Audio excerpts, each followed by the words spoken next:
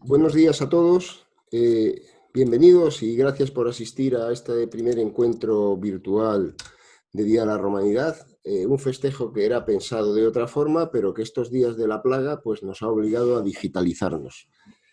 En esta ocasión pues vamos a hacer nos tendrán que perdonar los inevitables tropiezos y fallos. Vamos a hacer un Día de la Romanidad dividido en dos actos. Un primer acto esta mañana a las 12, donde una serie de expertos y especialistas debatirán sobre los inquietantes paralelismos entre el fin de Roma debido a la desafección de las provincias que se sentían desprotegidas por Roma y esa desafección que corre mucho más rápido que la peste entre los países del sur de Europa porque se sienten abandonados y desprotegidos por sus socios del norte. Y luego ya por la tarde haremos un evento dirigido por otro cofundador del Día de la Romanidad. No me he presentado, creo, soy León Arsenal, cofundador del Día de la Romanidad. Este primer acto estará dirigido por otro cofundador del Día de la Romanidad, Federico Romero, y por la tarde Pedro Villanueva, también cofundador del Día de la Romanidad. No se preocupen, solo somos tres, con lo cual ya estamos todos, pues dirigirá un evento mucho más distinto dirigido a niños. Para presentar a los ponentes e intervinientes y cómo será el acto en esta ocasión, pues lo mejor es que ya de paso sin más a Federico Romero iniciemos, porque la red, otra de las cosas que nos permite es abandonar tanta formalidad a la que nos obliga lo presencial. Adelante, Federico, cuando quieras. Pues sí, muchísimas gracias, León. Yo también quiero darle los buenos días a todos y muchas gracias por uniros a nosotros en la celebración de este Día de la Romanidad. Un día que, dadas las circunstancias de confinamiento en las que vivimos, va a celebrarse utilizando las posibilidades, como ha dicho bien León, que la tecnología nos brinda. Bueno, avisar previamente, ya lo hemos hecho antes de empezar, pero avisar previamente a las personas que están asistiendo que si no quieren que su imagen se vea, porque esto luego se va a colgar en YouTube, tienen en la parte de abajo de la cámara una opción que se llama detener vídeo, que hace simplemente que se vea su nombre y no se vea su imagen. Dicho esto, seguimos. Vamos a abrir el programa con la celebración de un debate en el que trataremos de analizar con los expertos en Derecho, en Historia y en Europa cuáles han sido las consecuencias que esta epidemia tiene y puede tener sobre el futuro de la Unión Europea y qué lecciones de la historia de Roma podemos aplicar o tener en cuenta en nuestro presente. Por un lado tenemos a Javier Porras. Hola, Javier, ¿cómo estás? Muy buenos días, Federico. Javier es doctor en estudios europeos, profesor de Derecho de la Unión Europea y Relaciones Internacionales en la Universidad CEU San Pablo. Bienvenido y muchas gracias por estar aquí, Javier. Un placer, gracias por la invitación. También contamos con Sergio Alejo Gómez, que es licenciado en Historia por la Universidad Autónoma de Barcelona, especializado en mundo antiguo. ¿Qué tal, Sergio? ¿Qué tal, Federico? Bueno, Sergio no ha habido palo de la historia ni de divulgación que se le haya quedado por tocar. Es escritor de novela histórica y de ensayo, es bloguero, es podcaster, es recreador histórico de Barcina Oriens y compañero en nuestra asociación Divulgadores de la Historia. Así que nada, bienvenido y muchas gracias por venir. Muchas gracias a ti por invitarme y por estar con este elenco de expertos. Un placer, así también pones tú el punto de la historia que necesitamos sobre esta visión del presente. Y finalmente tenemos a la doctora Irene Correa Sosa, que es profesora de Derecho Constitucional en la Facultad de Derecho de CEU San Pablo. Bienvenida, Irene, y muchas gracias por estar aquí. Muchas gracias a ustedes por la invitación esta mañana. Será un placer. Vamos a una charla con primeros espadas de la talla que tenéis. Así que vamos a empezar, si queréis, con una pequeña introducción a la primera pregunta que os quiero plantear. A pesar de las buenas noticias y de los aparentemente 500.000 millones de euros que parece que se van a destinar a reparar los efectos de la pandemia en Europa, de todos es sabida la posición que países como Alemania, Austria, Holanda o Finlandia tienen con respecto a la crisis sanitaria, económica y social que estamos viviendo. Los países del sur de Europa, como España, Grecia, Italia o Portugal, en teoría y según esta postura, deberían apañarse por sus propios medios en esta terrible situación y en el difícil futuro que parece que se nos avecina. No quiero ser pesimista, pero hay que ser también realista. Parece una especie de lavado de manos que deja a estos países solos en una situación complicada, que por cierto otras potencias como Rusia o China que no son todas, pueden aprovechar para aumentar su influencia tanto a nivel individual con los países que estamos en esta situación como para meter cizaña entre los diferentes socios europeos. En fin, hecha esta introducción, vamos a entroncarlo con la historia romana. A mi manera de ver, durante los siglos III, IV y V se produce en todo el Imperio Romano un fenómeno que no es único en estos siglos, pero que sí es muy marcado en estos años, que son las usurpaciones. La mayor parte de los expertos históricos las explican como el recurso de una zona del imperio para defenderse de una agresión o de una situación económica crítica ante la falta de respuesta del centro de poder imperial, normalmente por falta de capacidad económica y militar, a veces incluso por falta de sensibilidad. En fin, las usurpaciones, debido a las guerras civiles que desencadenaban y a la división de la fuerza militar que provocaban, acabaron por debilitar en gran medida el Imperio Romano, de que le privaban de los recursos que estas zonas proporcionaban, siendo este uno de los factores decisivos en la caída del Imperio Romano de Occidente. Y hecha esta introducción, paso a la pregunta.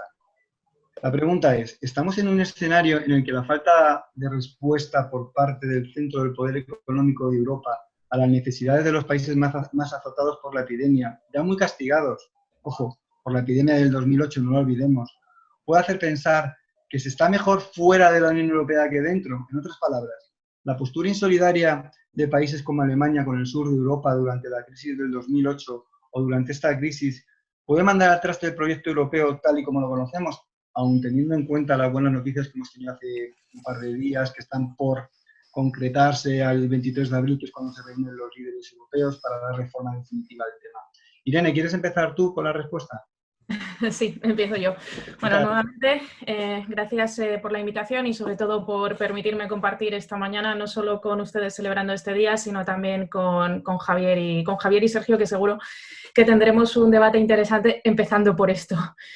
No sé si me voy a adelantar a la postura de alguno de mis compañeros, pero yo personalmente lo veo de una forma algo distinta. O sea, yo creo que, evidentemente, igual que la crisis del 2008 puso de manifiesto que algunas cuestiones en la Unión tenían que ser modificadas y que no hemos modificado, particularmente de lo que yo más sé, me refiero sobre todo al entramado institucional de la Unión y a las disfuncionalidades que tiene la Unión y a esa tendencia o no a la unión política, a raíz de lo cual pues hemos visto ciertas crisis a lo largo de estos años. Podemos hablar del ascenso de los populismos, podemos hablar del Brexit en sí mismo, que yo creo realmente que es más consecuencia que causa, y nos encontramos ahora en esta situación, en donde, pues por utilizar un término más o menos similar al que se está utilizando con el tema de la parte económica, creo que hemos intentado no solo mutualizar los problemas económicos, sino mutualizar también todos los problemas de distinta índole que estamos sufriendo los distintos países europeos. ¿Qué quiero decir con esto? Acusamos en un primer momento a la Unión Europea de no actuar. Javier, sé que de esto sabe mucho más que yo, pero la Unión Europea no tiene competencias en materia sanitaria. Es decir, en un primer momento creo que también es injusto que les acusemos de no actuar. Cuando vemos que efectivamente que en esa materia no podía actuar y en parte no puede actuar porque tiene unos déficits, vamos a llamarlo estructurales, por utilizar un término, nos encontramos con que llegan los problemas económicos que sabíamos que venían a ir aparejados de la... En relación con esto, ¿qué es lo que pasa? Que se puede haber percibido una situación de desafección en la Unión. Esto en Italia ahora mismo pues parece que efectivamente está pasando, de que la Unión nos ha dejado abandonados, etcétera, etcétera. Yo personalmente creo que no. Yo creo que sí se han puesto de manifiesto esas disfuncionalidades que yo decía, que nos seguimos encontrando en ese punto de inflexión en donde avanzamos o abandonamos, y a lo mejor deberíamos de plantearnos este debate. Es verdad que ahora mismo quizás no sea el momento, pero también creo que lo que vamos a llamarlo el conflicto de los coronabonos, por utilizar ese término, ha puesto de manifiesto, es que determinados países, y ahí creo que tenemos que entonar el mea culpa, y lo digo porque nos podemos comparar con Irlanda, que también estaba en una situación complicada en 2008, hizo los deberes y la situación de su deuda, por ejemplo, no es la misma que la de Portugal, Italia o España. Creo que los países del sur hemos pedido solidaridad del norte, pero nosotros tampoco nos hemos solidarizado con los países del norte. ¿Qué quiero decir? Pues aquí es donde me refería antes a lo de mutualizar todos los problemas. ¿Podemos hablar de mutualizar la deuda? Sí, pero este es un problema que viene de antes, o sea, no lo vamos a solucionar ahora con el tema de la crisis sanitaria y económica. La Unión Europea nos ha dado ayudas, pero también creo que los países del sur tenemos que asumir que es lógico que si nos prestan ayudas nos exijan al menos una serie de garantías. O sea, sin extenderme más para luego dar paso al debate, tengamos en cuenta también que en concreto determinadas situaciones como la que le pasa a España o la que le pasa a Italia, en la Unión Europea y sobre todo en determinados países del centro y del norte de Europa recuerdan a mucho a lo que fueron las ayudas que dieron a Grecia y podemos entender, ahí es cuando digo que tenemos que solidarizarnos no solo norte-sur, sino sur-norte, podemos entender las reticencias de determinados países de la Unión a dar préstamos sin condiciones. Con todo, yo creo que el acuerdo del otro día es un acuerdo bueno, es un acuerdo beneficioso. Veamos cómo se formaliza, si se formaliza el día 23. Yo reconozco que particularmente era más partidaria de activar el MEDE incluso con sus mecanismos de control, pero a mí me parece que es un acuerdo intermedio a medio camino entre lo que querían determinados países del sur de Europa y lo que querían países como Alemania o Holanda, que creo que puede ser beneficioso y sin duda ayudar a la salida de esta primera fase de la crisis, que evidentemente va a ser una crisis larga y que no va a requerir solo de instrumentos monetarios. Muchísimas gracias. Sergio, ¿qué opinión tienes del tema? Bueno, yo, en primer lugar, sobre el tema de la Unión Europea actual, tengo mi opinión particular, pero no estoy aquí para hablar de ella, porque para eso están Irene y Javier, que son los expertos en Unión y en Derecho. Yo lo que quiero darle a esto es un poquito una visión histórica, ¿vale? Tal como versa el título del debate, de la conferencia que estamos haciendo hoy, es ejemplificar un poquito lo que está sucediendo en la actualidad. Sí se puede asemejar, porque esto lo tenemos que hacer siempre entre comillas, porque estamos hablando de una distancia temporal absoluta, de unas circunstancias muy diferentes, pero sí que podemos sacar algunas similitudes que pueden hacer que la situación actual que está viviendo la Unión Europea pueda asemejarse a lo que se vivió en determinados momentos, como bien has dicho tú, Federico, en la introducción, en esos siglos III, IV y V de nuestra era, de un imperio romano que ya estaba, podemos decir, tocado y herido y que estaba ya en declive, ¿no? Y esa situación que vivían, como bien has dicho, las provincias que estaban pues, más alejadas de un imperio que tenía un centro, ¿vale? Un centro neurálgico, una Italia, una Roma, que era donde estaba el poder centralizado y que obviamente pues, podría asemejarse, pues se podía hacer un símil del norte y el sur de Europa con el centro y la periferia del imperio. Esto es lo que yo quiero traer aquí a colación, porque no voy a opinar sobre la Unión Europea porque desconozco los tratados a fondo. No quiero meterme en un terreno que no conozco, cada uno es experto en lo que domina. Y para eso somos tres aquí, pero por eso, para tener cada uno toque el campo que más domina, ¿no? Así que voy a tratar de daros un poquito un punto de vista histórico y me voy a basar un poco en estas crisis de esta etapa final y este llamado Bajo Imperio. Importante remarcar el hecho de que me voy a referir al territorio completo, obviamente a un territorio que en teoría era único, a priori, vamos a decir, porque es que, como ya veremos, la idea de imperio romano es un ente, pero en determinados momentos de la historia, en este Bajo Imperio, pues es verdad que la idea de imperio no era la misma que tenía, por ejemplo, Augusto o que tenía Trajano en su día, o que tuvieron incluso emperadores como Septimio Severo, ¿no? Que ya está ahí un poquito en el límite, ¿no? Y por eso pues quiero fijarme o quiero centrarme en un episodio que yo creo que es determinante, que es un ejemplo clarísimo para que nuestros oyentes puedan entender un poquito esta distancia o esta diferencia.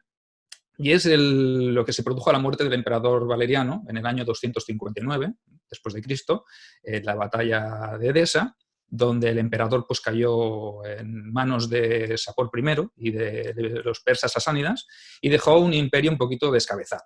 Era un imperio unificado y en ese momento pues, hay muchos frentes.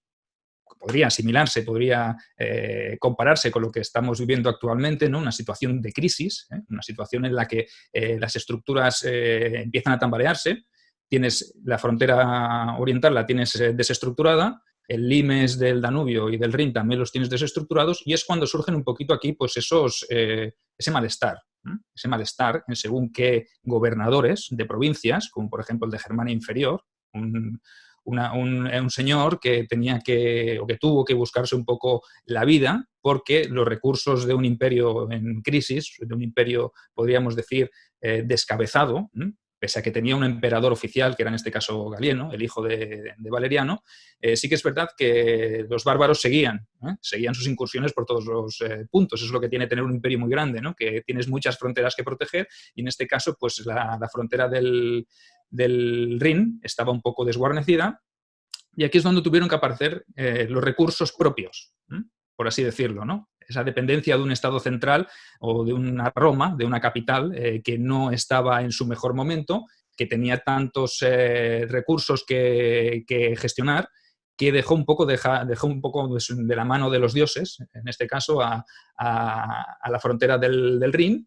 y surgió la figura de un gobernador, de Póstumo, del gobernador de la Germania Inferior, Marco Casiano Latino Póstumo, que decidió pues, que si Roma no acudía en su ayuda, pues lo tendría que hacer él y los suyos. Entonces es cuando toma la decisión drástica, un momento drástico donde Póstumo tuvo que tomar una decisión fatal que yo imagino, quiero pensar que se encontraría en una situación, una tesitura en la que se pueden encontrar los países de Europa de hoy en día. No quiero hacerlo, pero es la única opción que me queda, es el único recurso. Entonces, si yo tributo, pago mis impuestos a Roma, lo mínimo que puedo esperar es que Roma me devuelva ese favor enviándome tropas, enviándome recursos económicos, pues para que yo pueda mantener esa frontera, porque si esa frontera se quiebra, los bárbaros entran y el primero que voy a ser yo porque soy el que estoy aquí, ¿no? Perdona la interrupción, Sergio. En cierto modo es evitar que una zona periférica a ese poder central se vea en situación de desamparo. Porque en el momento en el que la oligarquía o una élite de una zona territorial se ve en situación de desamparo por el poder central, lo primero que hace es ponerse de acuerdo para ver cómo soluciona su problema con los medios. Eso es. Lo que sí que podemos también extrapolar al presente, ¿no? ¿Te refieres a eso? Sí, correcto. Yo es lo que veo. El símil que puedo ver aquí es el tema este, ¿no? Que estamos un poquito en un segundo plano. Quizá hoy a lo mejor los países del norte han reaccionado, como decía Irene muy bien, sí que han reaccionado. A ver, no hay que achacarles el hecho de que nos hayan dejado tirados ahí de la mano de Dios y que os apañáis con la epidemia y nosotros nos lavamos las manos. Yo no veo tampoco que exista una limpieza de manos por parte de Europa. Evidentemente, las medidas recientes quizás han tardado un poco en hacerse públicas, que es esto de las ayudas de los 500.000 millones de euros que tú has dicho bien, que se tendrían que aprobar a partir del 23 de abril, pero ya demuestra una voluntad, aunque sí que es verdad que la información previa que habíamos tenido hasta ahora, que también es verdad que la información es poder, ¿no? Y a veces también interesa en según qué momentos decir qué cosas y decir otras, obviarlas, ¿no? Entonces, sí que es verdad que ahora parece sí que la Unión Europea reacciona y los países del norte pues sí que se muestran colaboradores, aunque en su momento pues dijeron comentarios o se escucharon comentarios un poco duros, ¿no? Duros como el que cada uno se apañe con lo que tenga, ¿no? Y esto es lo que le pasó en este caso a Póstumo, ¿no? A Póstumo, que sí que tuvo que hacer un acto de valor. Y cuando tú has hablado antes de usurpadores, yo no veo a Póstumo como un usurpador, por ejemplo. Sí que es verdad que con el devenir de los tiempos aparecerán usurpadores que intentarán disputar el control central del imperio y apoderarse del imperio central y convertirse ellos en emperadores de todo el orbe, ¿no? de todo el imperio, de todo el territorio. En este caso, pues Póstumo, como sería Odenato en Oriente, en Palmira, pues no era un hombre ambicioso que quería el imperio para él. Él lo que hizo fue, bueno, tú estás dejando a Hispania, la Galia y Britania un poco de lado, ¿qué voy a hacer yo? Convertirme en gobernante de este territorio, proteger las defensas, es verdad, yo no voy a dejar que los bárbaros entren, evidentemente yo me sigo considerando romano, soy como tú romano, lo que pasa que como tú no vienes, yo me encargo y me erijo en emperador del imperio galo-romano, ¿vale? No, si te fijas, no te voy a disputar, no voy a ir a Italia y te voy a quitar Italia ni el norte de África, no me interesa. Me interesa tener la zona que yo dirijo bien controlada, bien gestionada y bajo control. Y lo mismo sucedió porque precisamente en ese mismo momento en Oriente se está produciendo lo mismo con Odenato de Palmira, ¿no? Los persas sasánidas acaban de quedarse el control de la frontera oriental y surge la figura de Odenato, de un rey, el rey de Palmira, que lo que decide es hacer lo mismo, defender las fronteras del imperio y rendir un poco pleitesía, no, pero por lo menos que los romanos me declaren a mí el emperador de Oriente. que te estoy ayudando al fin y al cabo, ¿no? Entonces, como ves, hay un balance de poderes, un equilibrio de poderes donde nadie ataca al otro. Es decir, no es un usurpador propiamente dicho, sino es un controlador, un gobernador, un gestor de un territorio en concreto, ¿no? Aunque muy interesante lo que estás diciendo. que es verdad que después aparecerán emperadores como Aureliano, en el 274 se encargará de acabar con el imperio galo-romano, con el imperio de Zenobia y hacer una reunificación y volver a la situación previa. Pero sí que es verdad que es yo lo que más creo que se podría asimilar a la situación que estamos viviendo y este es un ejemplo claro que Roma nos ha dejado para entender un poquito el contexto este, ¿no? Resumiendo entonces, Sergio, me quedo con la idea de que cuando una zona se ve en situación de desamparo por parte del poder central, se corre el riesgo de que el vínculo entre esa zona periférica y ese poder central se rompa, Sí. ¿no? Y es lo que podemos extrapolar a nuestro presente y a la discusión que estamos teniendo, ¿no? Es lo que podemos extraer como enseñanza de la historia romana. Muchas gracias. Javier, tú como experto en la Unión Europea, ¿qué opinas? Bueno, la verdad es que no era una pregunta, sino que eran varias, ¿no?, las que formulabas. Y la verdad es que Irene y Sergio me han dejado un par de cuestiones bastante interesantes para comentar. Voy a empezar por Sergio, por ser la más reciente. Si bien sus ejemplos me parecen muy acertados, intento de buscar una similitud con la situación actual, como bien sabe Sergio, como bien sabe Irene, y yo creo que muchos de los que estamos aquí, hay una diferencia importantísima, una diferencia sustancial, y es que mientras que la unidad del Imperio Romano se basaba, o de Roma en general, en sus distintas etapas, ya no solamente la del Imperio, aunque principalmente en esa etapa, se basaba en la imposición de Roma sobre el resto de los territorios, claro, el caso actual de la Unión es el de la voluntad de los estados que conforman la actual Unión. Por lo tanto, es cierto que si pueden existir, y de hecho existen discrepancias sobre qué es el gobierno conjunto del territorio de la actual Unión Europea, el resultado de esta dirección política y por lo tanto de nuestro futuro no deja de ser más que el resultado pues de una toma de decisiones conjuntas, que es verdad que ha generado crisis históricamente. De hecho, ahora estamos viviendo una crisis en toma de decisiones, pero Irene nos ha recordado la 2008 del rescate económico a algunos estados, entre ellos a Grecia. No nos olvidemos que Italia también se rescató, aunque no salió apenas en los medios. Pero crisis hemos vivido muchas y recordemos también quizá la que históricamente fue la más importante, que fue la que se vivió cuando Francia, al poco de comenzar con la comunidad del carbón y del acero, y pues propuso abandonar las comunidades, ¿no?, las primeras comunidades.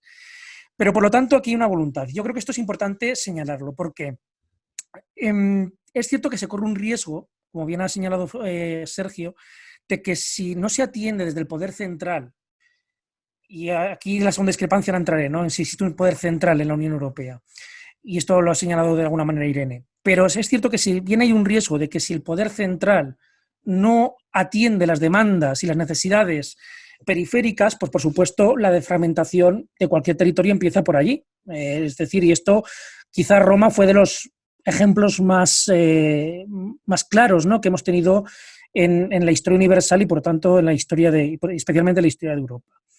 Ahora bien, en el caso de la Unión Europea, insisto, aquí no hay una imposición de un territorio, de una visión sobre otra. Es cierto que históricamente, y esto también lo sabe Sergio mejor que yo, Europa se ha dividido desde la caída de Roma en dualidades. Norte-sur, este-oeste, mundo protestante contra mundo católico, mundo germano contra mundo francófono, mundo latino contra el mundo germano. Es decir, esa dualidad históricamente ha existido y es innegable, ¿no? Y de hecho, de alguna manera también ha forjado nuestro carácter. Eso es innegable, como a título individual, pero también como sociedades, ¿no? Pero hoy en día estamos puestos en una situación de igualdad entre los distintos estados. Es una cuestión de negociación. Por lo tanto, en una negociación entre iguales no hay ni buenos ni malos, sino hay distintas posturas, ¿no? Es cierto que cada uno tenemos la obligación, y más en una institución como es el Consejo Europeo, de defender nuestros propios intereses. El Consejo Europeo, que es la institución que se ha reunido estos días, es una institución en la que no se defienden de manera directa los intereses de la Unión, insisto, de manera directa, se defienden de manera indirecta, pero como bien sabe Irene, se pone encima de la mesa los intereses y la postura de cada uno de los Estados miembros. para marcar luego cuál puede ser la futura agenda política y las decisiones que se tomen. Claro, a esto lleva una segunda cuestión ligada también con lo que han dicho Sergio e Irene, y es la solidaridad. Esto de la solidaridad que puede resultar muy bonito, que puede resultar también, bueno, pues una palabra vacía en ocasiones, no nos olvidemos que es una palabra importante y que está recogida dentro de los tratados, que como sabemos es, desde el punto de vista jurídico, es la fuente originaria, es decir, el equivalente a nuestra Constitución a nivel nacional, salvando las distancias, Irene, no vamos a entrar ahora en las diferencias que existen, ¿no?, entre una Constitución y un tratado como ser europeo, ¿no?, con sus peculiaridades. Pero a lo que voy, la solidaridad se recoge ya en el artículo 2, es decir, es que es un valor que para nada pasa desapercibido en la construcción de la actual Unión Europea. Algo que quizás Sergio luego nos pueda también bueno, pues aclarar si esa solidaridad existía de facto y de jure en la época romana, ¿no?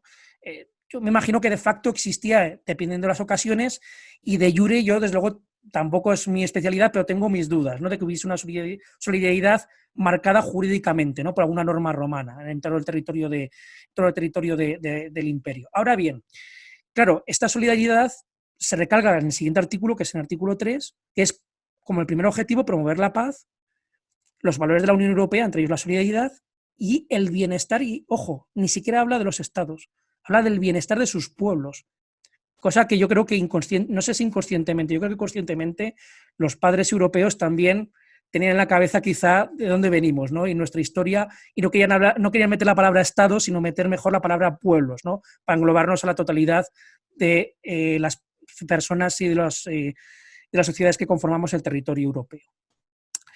Y, por lo tanto, el tema de la insolidaridad, bueno, yo creo que claro, y el último tema que quiero también señalar. Hablabais de, Sergio creo que ha hablado de ello también, Irene lo ha mencionado, el tema tema económico, el tema de los tributos. Claro, efectivamente, ahora, al ser una relación entre iguales, no se pagan tributos por parte de ninguna región periférica o más o menos central a un ente centralizado, a un gobierno central, sino que lo que hay, una caja común, los presupuestos generales, las que todos contribuimos en función de, bueno, pues, nuestra situación económica, de nuestras perspectivas de crecimiento, etc.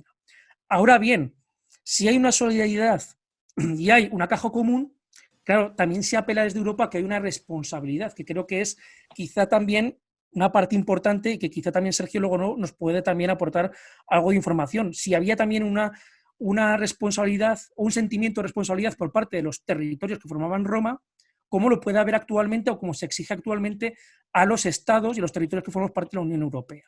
Esto lo decía Irene. Claro, dinero hay. No voy a ser tan cínico como para decir que el dinero no es el problema. Sí, el dinero siempre es un problema. Efectivamente, dinero hay. Ahora, hay que entender que cuando se maneja dinero común, se quiera fiscalizar, es decir, se quiera saber en qué se invierte ese dinero. Yo creo que es actualmente lo que no nos estamos poniendo de acuerdo. Es decir, yo creo que además, en este sentido, tenemos que también ser sinceros con nosotros mismos. En este caso, España necesita recibir. Grecia necesitó recibir en su momento. La pregunta no es tanto el por qué, es decir, en este caso además es una situación efectivamente que no se puede comparar a 2008 porque no es una crisis de carácter económico, ¿no?, sino que ha sido un fenómeno, una crisis sobrevenida, un fenómeno, pues en este caso un tema de salud pública, igual que ocurre en catástrofes naturales. Entonces la pregunta no es qué es lo que ha ocurrido, ni por qué hemos llegado a esto. La pregunta es, muy bien, en el caso que tenemos esta bolsa común, que tenemos este dinero y que sabemos a quién se lo tenemos que dar, tenemos la obligación, unos, de preguntar en qué se va a gastar y otros en dar cuentas del gasto que se va a realizar. Y aquí es donde se están produciendo las discrepancias. Yo creo que en Roma no se daba esta situación, creo, pero porque efectivamente desde el epicentro del poder directamente se controlaba todo y no había esa situación de igualdad. Como historiador, el tema de, efectivamente, en teoría en Roma existía un poder central en manos del emperador y de su cámara política que en teoría gobernaba sobre el resto del imperio, pero en la práctica, como al final en todos los sitios, los gobiernos se basan en consensos. Entonces, cuando un núcleo gobernante, es decir, emperador y sus secretarios, decidían imponerse al resto y a secas, decidían imponerse al resto sin tener en cuenta las voluntades de las oligarquías locales, normalmente se acababa en fracaso. Fracaso expresado en guerra civil o en usurpación. Entonces, el mejor gobernante era el que normalmente tendía a no enfrentarse demasiado a los intereses de las oligarquías, no voy a decir locales, sino prefiero decir regionales, hablando del Imperio Romano. Entonces, sí que había cierto consenso expresado en la acción política del emperador. Pero bueno, aún así siempre tenía el recurso, como tienen ahora países. Claro, es que la Unión Europea se enfrenta en ese aspecto a un reto con el que no se tienen que enfrentar otras grandes unidades políticas como Estados Unidos o Rusia o China, que son grandes países centralizados con un órgano de poder central. Nosotros tenemos que llegar primero a consensos y luego aplicarlos. Y ese es un reto que no tenemos con respecto al resto de otras unidades políticas, ¿no? Que pueden tomar decisiones de una manera un poquito más centralizada. Pero bueno, vamos a seguir con la siguiente pregunta. La verdad es que me ha gustado mucho cómo has acabado con esas dos preguntas que has dejado y que hacen reflexionar, ¿no? De que en esta Unión Europea no solo tenemos derechos, sino también tenemos la obligación de dar cuentas de qué hacemos con el dinero que se nos asigna para tratar de salir de esta difícil situación. Pasemos a una segunda cuestión que tiene más que ver con el sentimiento europeísta de la gente y que está viéndose muy afectado tanto por la crisis del 2008 como por esto que está pasando. Y paso a plantearla. Y vamos a hacer una proyección en el futuro, desde el pasado. En los últimos 2 siglos del Imperio Romano, en lo social y en lo económico, se caracterizaron sobre todo por una enorme concentración de la riqueza y del poder en unas pocas manos y la precarización de las condiciones de vida de la enorme masa de la población, que se vio reducida en su mayoría a la servidumbre y a unas condiciones de vida muy poco dignas.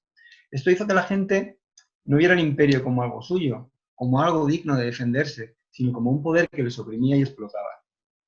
Ya nos contaba con sorpresa Prisco, que era un diplomático del Imperio Romano de Oriente que acudió al campamento de Atila por mando de su emperador y se sorprendió mucho cuando se encontró a varios comerciantes romanos que habían elegido libremente vivir entre los hunos, entre los bárbaros, que de las teóricamente seguras fronteras romanas, ¿no? Y cuando les preguntaban, pues les decían que tenían mucha más libertad y se sentían mucho más a gusto y menos oprimidos y menos explotados entre los bárbaros que entre los civilizados romanos. Y no es el único caso, porque me acuerdo de haber leído cositas por ahí, me dio por investigar y encontré también que Orosio, en esa misma época, nos habla de fugitivos romanos que se mostraban dispuestos a abandonar el imperio y que preferían soportar, y cito textualmente, libertad con pobreza entre los bárbaros que preocupación por tributos entre los romanos. Con lo que da mucho que pensar. Bueno, hecha esta introducción histórica, vamos a dar el salto al presente y a plantear la pregunta. La falta de respuesta social y una falta teórica, porque estamos por ver qué respuesta se va a dar. Sabemos que hay una intención, pero no sabemos cómo se va a materializar. Entonces, una falta de respuesta social y económica adecuada por parte de la Unión Europea puede acabar con el sueño europeísta que muchos ciudadanos de los países menos ricos de esa Unión Europea hemos defendido, me incluyo yo entre ellos. ¿Está en peligro ese sueño europeo que con tanto trabajo se construyó hace décadas? Continúa tú, Javier, y vamos hacia atrás. Vaya. Bueno, yo creo, aquí voy a ser tajante, sin duda. O sea, sin duda una respuesta, o no dar una respuesta o una mala respuesta, desde luego puede ser, no sé si letal, pero desde luego puede ser una herida profunda, ¿no?, en el futuro de la actual Unión Europea. Claro, son varias cuestiones que habría que analizar aquí en muy poco tiempo, pero yo voy a resaltar 2 cuestiones y luego así también le dejo balones a Sergio y a Irene para que respondan ellos. Claro, el sentimiento de pertenencia, ¿no?, a la Unión. Yo creo, cuando luego de leer los datos y las encuestas, ¿no?, que se hacen tanto desde Bruselas como desde distintas instituciones nacionales sobre cuál es el sentimiento de pertenencia a la Unión Europea, si bien el sentimiento de pertenencia es más elevado que el de no pertenencia, creo que es un tanto vacío, porque no se acaba de preguntar bien al ciudadano por qué se siente europeo, ¿no? Es decir, me da la sensación de que el sentimiento de europeísmo actual es, bueno, pues sí, porque hay una moneda común que es el euro, igual que, bueno, en Roma también había una moneda común, ¿no? Con la que se podía comerciar a lo ancho y largo del imperio. Pero es cierto también que disfrutamos de algunas, curiosamente, las políticas que más disfrutamos, o algunas de las que más disfrutamos directamente, es por coordinación, no es porque tenga competencia en la Unión. Estoy pensando, por ejemplo, en el tema de la movilidad de estudiantes, ¿no? Por ejemplo, el Erasmus, ¿no? Que es, al fin y al cabo, bueno, como todos sabemos también, la movilidad era algo común también en Roma, ¿no? En este sentido sí que disfrutamos de su competencia directa de la Unión, que es el espacio Schengen, ¿no? Espacio de libertad de circulación de mercancías, personas y capitales con limitaciones, ¿no? Seguridad y sanidad, ¿no? Entre otras cuestiones. Pero creo que es un sentimiento, insisto, un poco vacío. Yo creo que realmente no se ha hecho una buena, no voy a decir propaganda porque no es la palabra adecuada, sino una buena publicidad y comunicación de todo lo que nos ha aportado Europa y el hecho de pertenecer y de vivir dentro de esta unión, de este territorio. Federico, nos decías la experiencia, ¿no? De que había personas en el imperio que preferían vivir libres, ¿no? Aunque fueran pobres, fuera del imperio, que dentro del control de Roma. Bueno, esto vamos a ver qué nos dice Sergio, pero eso habría que preguntárselo actualmente a los británicos, ¿no? A ver dentro de unos años qué es lo que opinan. Aquí solamente podríamos hacer dos notas muy recientes. Es cierto que cuando se forma la primera de las comunidades, la del carbón y la cera seca, y luego la Comunidad Económica Europea, Churchill, que es uno de los promotores de la unidad del continente europeo, es el primero que dice que es necesaria una unión en Europa, eso sí, sin el Reino Unido. Ahora, también es cierto que en la primera adhesión, uno de los 3 países que estaban allí era el Reino Unido. Es decir, algo veían que existía dentro, ¿no? Ahora es verdad que dicen con ese orgullo que prefieren vivir fuera. Bueno, yo creo que desde luego la historia nos ha dicho que ha hecho mucho frío y que en Europa lo hemos pasado muy mal cuando cada uno hemos ido por nuestra cuenta. Insisto, vivir en comunidad, pero esto da igual que sea bueno, esto lo estamos viviendo actualmente, ¿no? Vivir en comunidad en nuestra escalera, en nuestro edificio, en nuestra calle, exige unas normas de convivencia y por lo tanto no podemos hacer lo que queramos, ¿no? Es decir, la libertad, y esto sería otro debate muy interesante para otro momento, conlleva límites. Claro, estos límites, pues evidentemente en la Unión Europea también existen. ¿Los bárbaros fuera tenían límites? Seguramente los tenían, lo que pasa es que se desconocían cuáles eran esos límites o no estaban tan organizados como estaba efectivamente Roma, ¿no? Pero eso es la diferencia fundamental entre una sociedad y una tribu, ¿no? La tribu, bueno, incluso la tribu tiene normas, ¿no? Bueno, me estoy metiendo en temas de antropología y de sociología excesivamente complejos para mí, ¿no? Pero bueno, quiero señalar que en cualquier caso, fuera de la Unión hace mucho frío. Los británicos yo creo que lo van a ver y no hay más que preguntarles a todos los países de la antigua Unión Soviética y el orden soviético. Les faltó tiempo una vez que cayó el telón de acero para pedir ser parte de la Unión Europea y se les abrazó, además, sin apenas hacerles preguntas. Y bueno, esto Rusia lo sabe bien. Ahí está el conflicto de Ucrania actualmente también, ¿no? Y esa lucha, esa pugna interna por dar cuentas por pertenecer a la Unión o vivir salvajes, entre comillas, pero saber que existe también siempre el peligro de que alguien más grande que tú, un tiburón más grande, que además en muchas ocasiones no demuestra ningún escrúpulo y lo que quiere es precisamente la imposición lejos de una situación de igualdad, bueno, pues en un momento determinado ocupe tu territorio y te diga qué es lo que tienes que hacer. Es decir, yo creo que es una falsa libertad, ¿no?, que se vive fuera.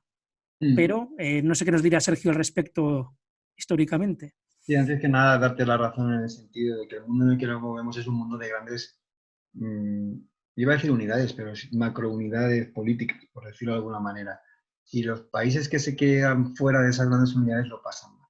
Y lo van a pasar mal porque al final es el líder más fuerte, es el que se impone al otro. Vía militar, vía económica. Y el caso de Ucrania me parece que es un magnífico ejemplo de cómo una gran unidad estatal como es Rusia se ha impuesto a un país pequeño como es Ucrania. Está fuera del paraguas protector que le podía brindar la Unión Europea o otro tipo de unidades. Sergio, una perspectiva histórica.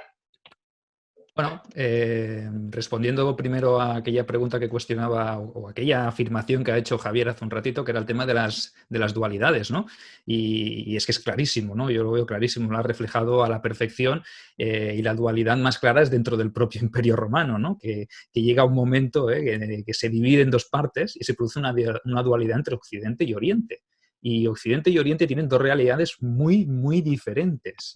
Es que son realidades, Federico, y tú ya lo sabes porque lo hemos hablado bastante, momentos en los cuales Occidente está languideciendo, y Oriente está creciendo. Y momentos en los que el propio emperador de Oriente le paga tributo a Atila, por ejemplo, al azote de las estepas, le paga un tributo para que se vaya a Occidente y que ataque al Imperio Romano de Occidente, ¿no? Como diciendo, oye, yo tengo dinero, sé que Occidente no tiene y no podrá pagarle ese tributo a Atila, por lo tanto Atila atacará. Entonces, para tenerlo yo en mis territorios, me da igual que ellos sean romanos, que seamos hermanos, porque realmente tanto los romanos de Oriente y de Occidente siempre fueron hermanos y se consideraron hermanos, y luego los del Imperio de Oriente, los mal llamados bizantinos, pues oye, ellos siempre dijeron que eran romanos, ¿no? Pero en determinados momentos de la historia sí que es verdad que esa dualidad se refleja y se acentúa incluso más, ¿no? Posteriormente, pues con los reinos bárbaros habría también un sacro imperio romano-germánico, luego vendría el imperio latino, de esos que reclamarían la herencia de Roma frente a los bizantinos. Quiero decir que sí que esa afirmación me ha parecido genial, estupenda y una manera de entender las cosas, y que a día de hoy sigue habiendo una Europa del Norte y una Europa del Sur, ¿no? Una diferencia clara. La hubo también con la URSS, la hubo en muchos sitios, ¿no? Eso por lo que hace alusión a esa afirmación que hacía Javier. En cuanto a la segunda cuestión que planteabas tú, el tema de ese riesgo de fractura o de esa referencia a Prisco, ¿no? A cómo se queda ahí asombrado cuando visita el campamento 1 y observa que hay ciudadanos romanos que en teoría son libres y que están allí pues porque quieren, ¿no? Eso nos sirve también para ver que precisamente en Roma no trataba a todo el mundo igual. Y tú lo has dicho antes cuando hablabas de ser libre y ser pobre, o ser ciudadano de Roma y tener que pagar tributos. No sé hasta qué punto la exigencia de esos pagos de tributos en unos momentos complicados pues no generan más que presión fiscal, ahogo y sensación de no poder vivir, ¿no?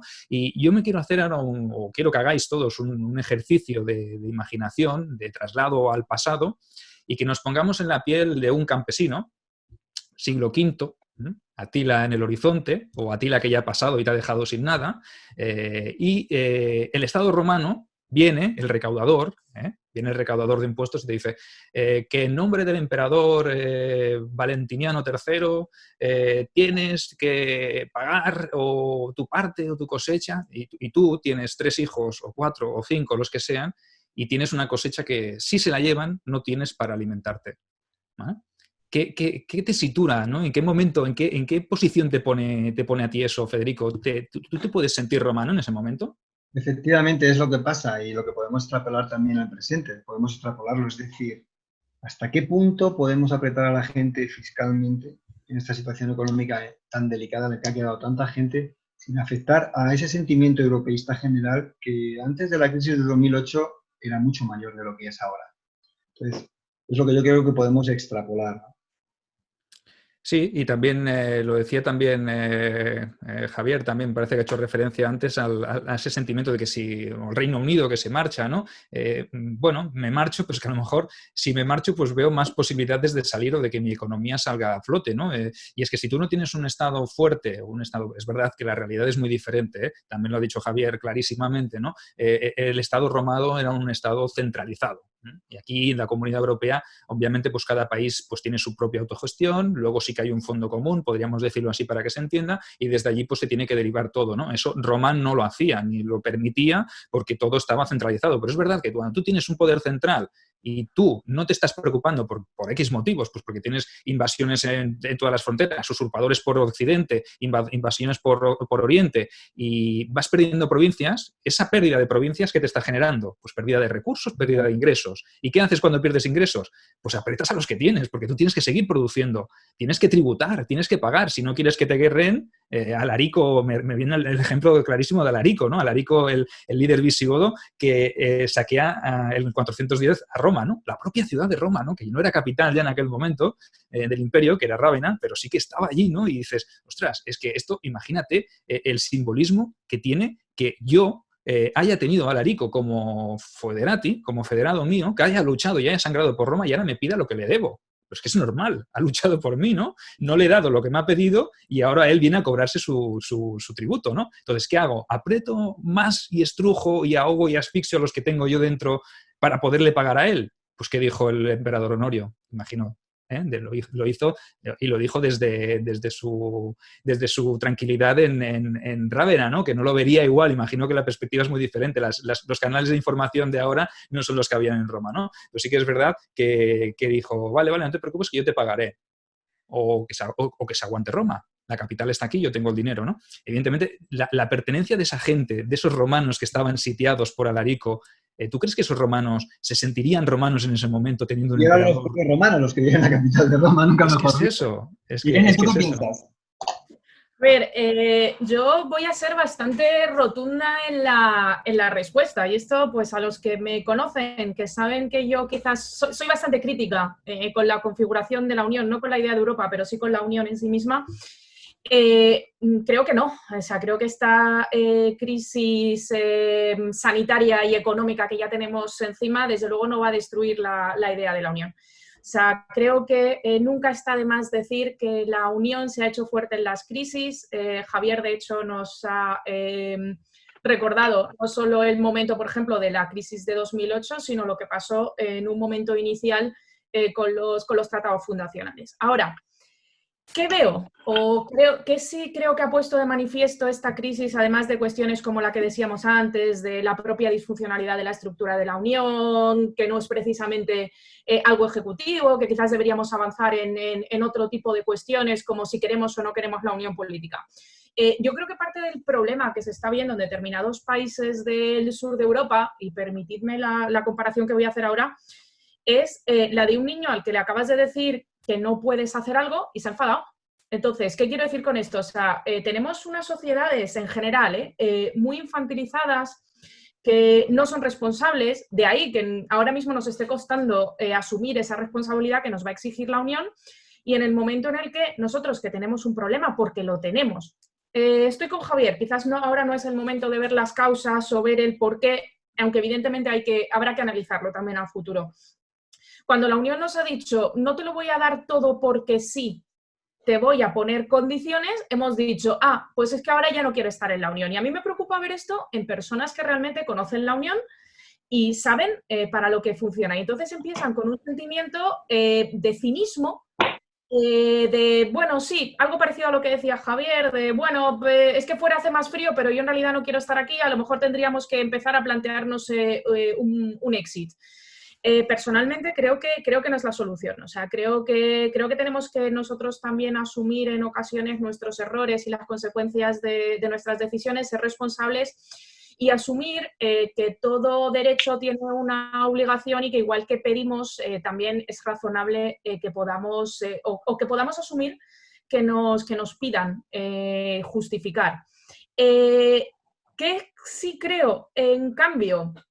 Que a diferencia de lo que ya hay muchas personas opinando al respecto, relacionado con este tema, de que la falta de acción de la Unión, que insisto, me repito a lo que he dicho antes, o sea, yo no creo que haya habido una falta de acción, y creo que han hecho lo que tenían que hacer con las competencias que tenían. Aquí no olvidemos que no solo hablamos de las soluciones del otro día, sino que hablamos de lo que ha hecho el Banco Central Europeo, de la propia línea que ha puesto en marcha la comisión, no sé si se llama SECUE o tiene un nombre así parecido, que hace indicar seguridad.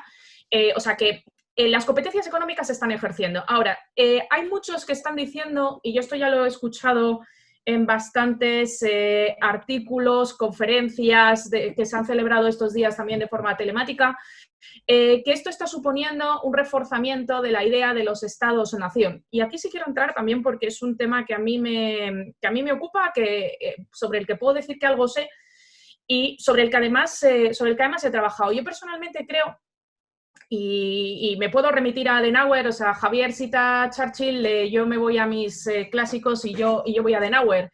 Él decía, y aquí hablábamos de 1955, si no me falla la fecha, él venía a decir algo así, como que, bueno, en el momento en el que se encontraba, en ese momento, o sea, pensemos que es que estamos a mitad del siglo pasado, que no podíamos seguir manteniendo esa idea de que había una supremacía de una nación sobre el resto. Y él venía a decir algo así, que se estaba percibiendo un cambio y que todo el mundo se debía de dar cuenta de que había acabado una era y de que comenzaba una nueva época en la que los hombres iban a mirar mucho más allá de sus fronteras y establecer una cooperación fraternal, creo que era la palabra que utilizaba Adenauer entre ellos. ¿Qué quiero decir con esto?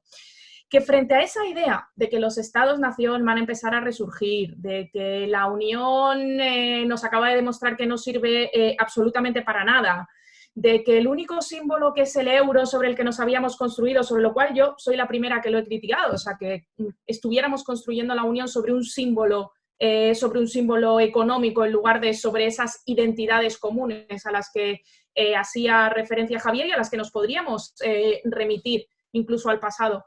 Con algunas de las cuestiones que nos ha señalado Sergio.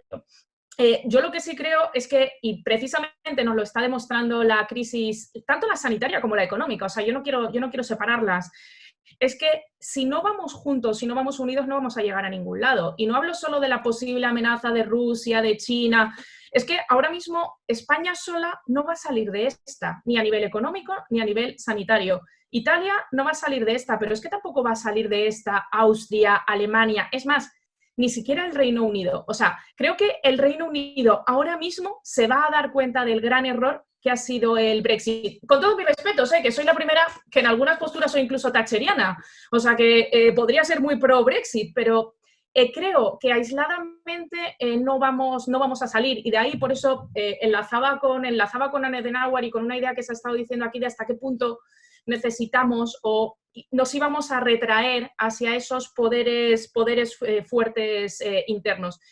Personalmente creo que no. Yo el mayor riesgo que sí le veo es lo que se ha apuntado antes, y creo que Ignacio Molina lo decía en un artículo en El Cano estas semanas también, que se podía, sobre todo en determinados países del sur de Europa como España, reforzar ese sentimiento de cinismo de, bueno, en realidad no estoy bien, pero estaría peor fuera, entonces mejor quedarme aquí. O sea, yo creo que aquí la palabra, ahora no sé si ha sido Sergio Javier quien lo ha dicho, yo creo que la palabra es responsabilidad, creo que la palabra también es solidaridad, y yo insisto en la idea de que la solidaridad no es solo norte-sur, sino que también tendría que ser sur-norte.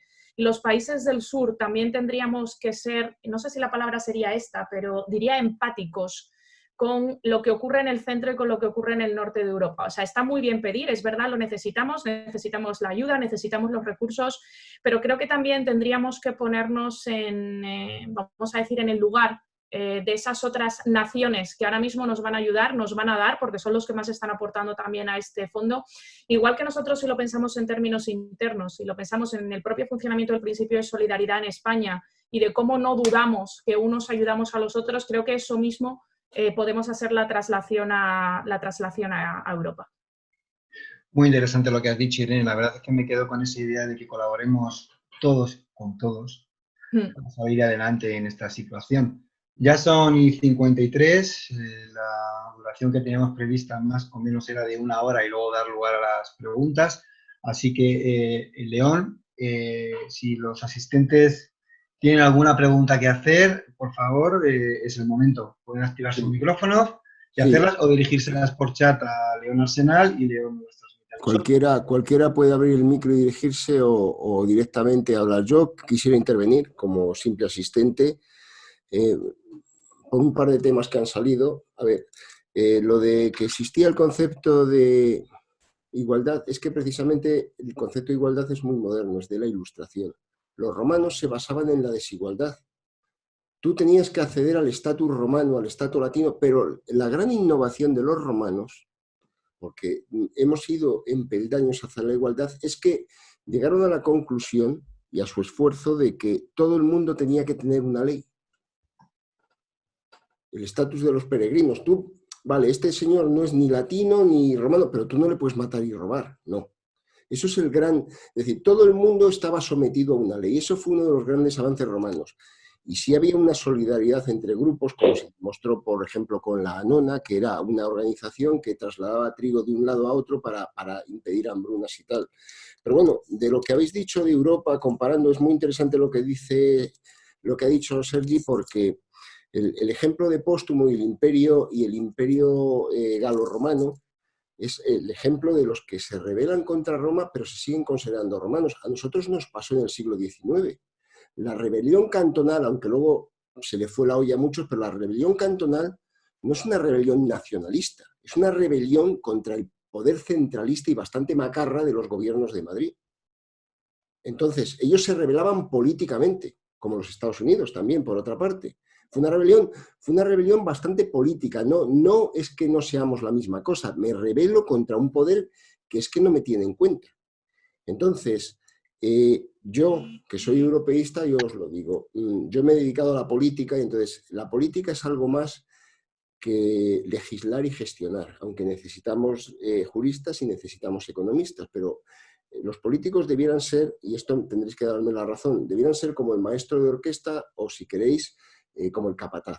Ordenas la obra. Entonces, cuando el capataz no es el capataz, es un maldito pirómano y nos insulta como el primer ministro holandés, pues es lógico que los nacionalistas, que eran residuales en este tema, aprovechen y empiecen a hablar de conceptos que dan mucho miedo, de soberanía nacional, no sé qué, no sé cuánto, y que vamos a estar mejor fuera. Porque no solo es la pasta, también es el orgullo. Yo estoy en ambientes muy politizados y vamos, lo notas, te llaman prácticamente traidor. Si queréis un término, por no usar traidor, que tiene connotación muy castizo español, prácticamente se va a acuñar en todo el territorio el término de botifler, es decir, el que estás con ellos en vez de con nosotros. Ahora en vez de afrancesado eres, ¿cómo podría ser el término? Europesado. No, o progermano, ¿no? No sé cómo podríamos no, decir. si a mí, o sea, pero lo que quiero decir es que los políticos no debían pegar fuego a las cosas y la buena comunicación, si yo estoy de acuerdo, si a lo mejor España e Italia han sido dos impresentables que han llegado y han dicho, dame la pasta, exagerando, dame la pasta y no me controles. Estoy exagerando. Pero la política de comunicación que está haciendo entonces Europa deja como brillante la del gobierno español, por comparación, que es bastante nefasta, porque el caso psicológico aquí es, hemos tenido 1000 muertos al día, y sale un merluzo a insultarnos, y a decirnos que dejemos morir a nuestra abuela para que esto funcione. En este tema que dices en concreto, León, con respecto a la opinión de, creo que era el ministro de Hacienda holandés, no sé si me equivoco, oí hablar el otro día también en un artículo, leí, no me acuerdo ahora si era en Expansión, no me acuerdo, no quiero citarlo, o a Gabriel Sebastián. Hablaba de que había que tener en cuenta también la situación específica que tiene en Holanda, donde la extrema derecha estaba a punto de hacerse con el gobierno. Entonces, al fin y al cabo, los políticos normalmente son el reflejo de la gente que les vota. Entonces, en Holanda ahora mismo, la mentalidad y la opinión pública predominante es primero son muy antieuropeístas, en ese sentido. Y segundo es que realmente lo único que hacen es expresar la opinión que tienen sus votantes. La mayoría de sus votantes, es decir, un país que está ahora mismo muy cerca de la extrema derecha y de caer en manos del gobierno de la extrema derecha. El precio a pagar es que los del sur nos hemos sentido muy insultados. Lógicamente. Luego tú discutes y la gente, yo no conocía antieuropeístas abiertos y ahora hay mucha gente que te dice, pero que ¿por qué tenemos que aguantar a esa gente que porque el problema es que están en las instituciones europeas, porque les ha votado sus pueblos, es decir, que era lo que yo quería ir también con la segunda pregunta. Todo esto está, a mi manera de ver, contribuyendo a aumentar el sentimiento antieuropeo entre la gente de a pie. Y eso al final se transmite a los políticos que eligen, que acaban opinando de esta manera. Yo por dejar pasos, sencillamente esa cita de Adenauer, como Jacques Delors, como otros grandes europeístas ya pasados, tenían algo que nosotros no tenemos y que todos estos merluzos que ahora hablan tanto de soberanía nacional y tal, tampoco tienen. Adenauer y Delors crecieron en una Europa reducida a escombros. Yo Yo no he perdido ningún familiar en la guerra europea, ni vosotros tampoco. Ellos sí. Ellos, la mitad de la familia estaba muerta y la otra mitad vagaba por un Berlín convertido en un amasijo de ruinas. Y eso es lo que a la gente había que transmitirle, porque los políticos, y era con lo que quería acabar, tienen que manejar el relato. Y se está construyendo, con razón o sin, un relato de una Europa del norte cruel, malvada, que no es que nos oprima, que eso es malo, es que nos desprecia, que es peor. Y se está construyendo ese relato, y contra ese relato hay que combatir, es lo que digo. Yo soy europeísta, insisto, a mí jamás me habían medio insultado por eso, y estos días sí. Y con esto, por favor, que tampoco quiero aquí abusar de mi condición de moderador, si alguien quiere intervenir en el... Javier Santa Marta estaba pidiendo opinión. Pues eso iba a decir, el espía mayor que tenemos por ahí, por favor. Espía mayor, sí. Sí, perdón por el spam, acerca del Día de la Romanidad. Sabíamos que eras tú por la barba, ¿eh? ¿Verdad? No por otra cosa, va. ¿Qué tal tú? Acabas de ganar 10 puntos, Javier. Bueno, ya sabéis que yo estuve trabajando para la Comisión, o bueno, para los que no nos conozcáis, y para el Parlamento Europeo mucho tiempo. Esquirol. Además, he sido parte del Team Europa y todo el tema. Pero el problema está aparte de lo que ha dicho León sobre Delors, un tal Robert Schuman es que era alsaciano. O sea, se chupó las dos guerras, la primera y la segunda. Sabía muy bien, efectivamente, la gente de lo que estaban hablando, porque sabían y habían vivido en sus propias carnes lo que esto suponía, ¿no? Y entonces la mejor manera en un momento dado, con una Europa tan destruida, es vamos a lo económico, vamos al por lo que nos estamos pegando, la ceca, el carbón y el acero, que viene desde la guerra franco-prusiana. Pero ¿cuándo cambia actualmente el tema? Cuando el señor Delors, que efectivamente está impulsando una cosa tan magnífica que se nos ha ido a hacer puñitas, que es la Europa de los ciudadanos, de pronto cambia a la Europa de los pueblos. Con lo cual, eso nos ha llevado a la Europa de los nacionalismos. Para colmo, en 2007 éramos ricos. Venga, pues vamos a ampliar. Pasamos de 15 a 27. ¿A quién se le ocurrió la genialidad? O sea, no, pero es que con más Rumanía y Bulgaria, 12, de 15 más 12. Pero Javier, ¿tú sabes bien por qué?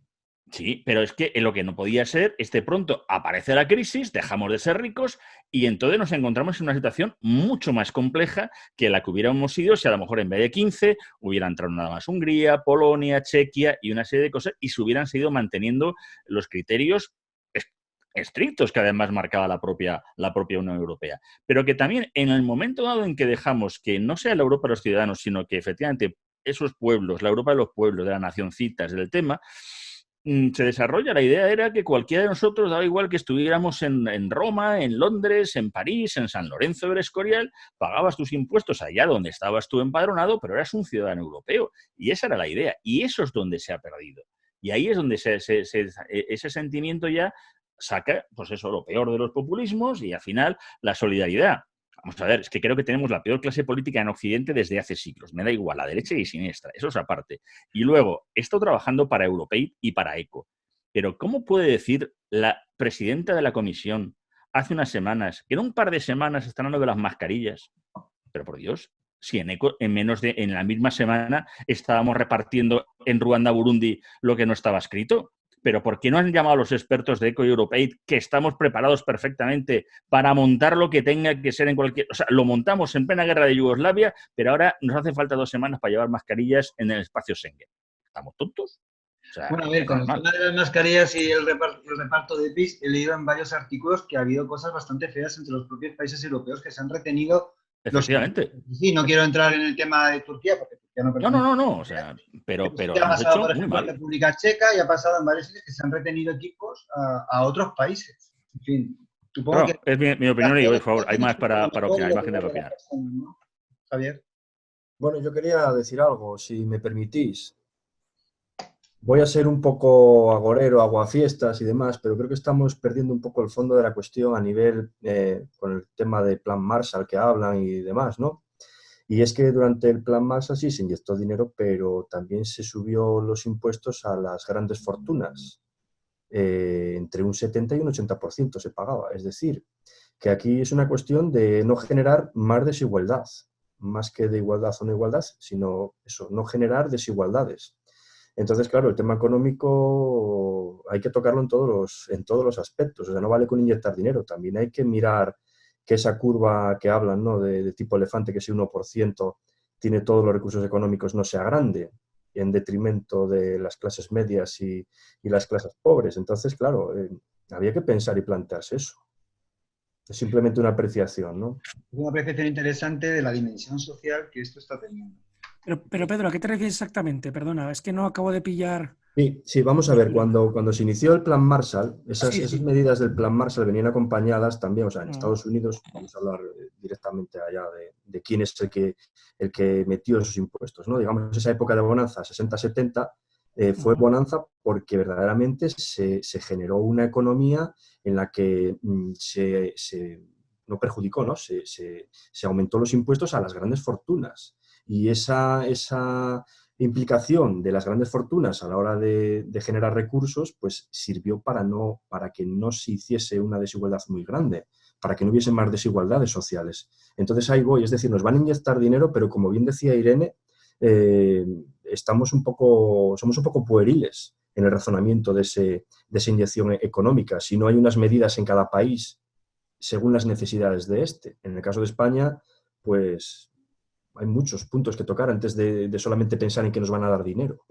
Es que el problema, Pedro, que es, creo, y que me corrija también Irene si me confundo, o Javier, que creo que también sabe bastante de este tema, es que, claro, yo, sin justificar la postura, mejor más que la postura, las declaraciones del ministro holandés, que creo que efectivamente, como bien dijo León, creo que directamente, bueno, pues fue un reflejo pues, de la crispación política también que estamos viviendo actualmente, ¿no?, en los Países Bajos.